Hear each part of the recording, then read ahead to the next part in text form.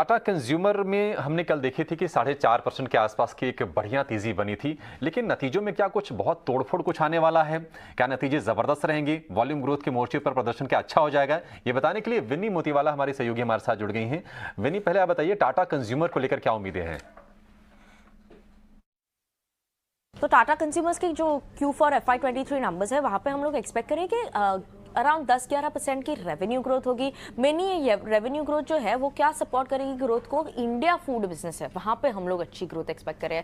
20+% की growth expected है और ये मेनली इंडिया फूड बिजनेस की ग्रोथ है, प्राइसिंग लेड ग्रोथ है, क्योंकि सॉल्ट बिजनेस में प्राइस हाइक्स हुई थी तो उसकी वजह से सपोर्ट कर रही है ओवरऑल इंडिया फूड बिजनेस की ग्रोथ डबल डिजिट में, स्ट्रॉन्ग डबल डिजिट, और उसको इन टर्न सपोर्ट कर रही है total revenue growth for Tata consumers. उसके अलावा प्रॉफिट की बात करें 17.6% की अपटेक एक्सपेक्ट कर रहे हैं प्रॉफिट के लिए ईयर ऑन ईयर बेसिस पे, और मार्जिन्स, इबिटा मार्जिन्स में स्लाइट कॉन्ट्रैक्शन एक्सपेक्ट कर रहे हैं, जो थोड़ी इन्फ्लेशनरी ट्रेंड्स अभी भी चल रही है उसकी वजह से 30 बेसिस पॉइंट कॉन्ट्रैक्शन एक्सपेक्टेड है इबिटा मार्जिन में, और इबिटा मार्जिन एक्सपेक्टेड है 13.6% वर्सेज 13.9% लास्ट ईयर।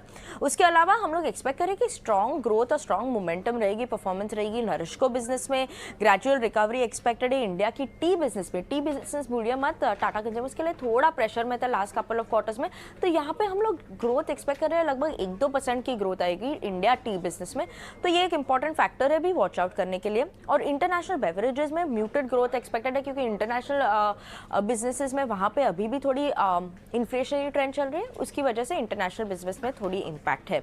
तो वॉच आउट क्या करेंगे हम लोग टॉप लाइन ग्रोथ में, मेनली फूड बिजनेस की टॉप लाइन ग्रोथ क्या है, ओवरऑल बिजनेस के मार्जिन कैसे आ रहे हैं, और market share trend specially T business में वो क्या है, और ओवरऑल कमेंट्री अगर कुछ रॉ मटेरियल कॉस्ट पे आए और रूरल ट्रेंड्स पे आए, वो इंपॉर्टेंट है फैक्टर वॉच आउट करने के लिए।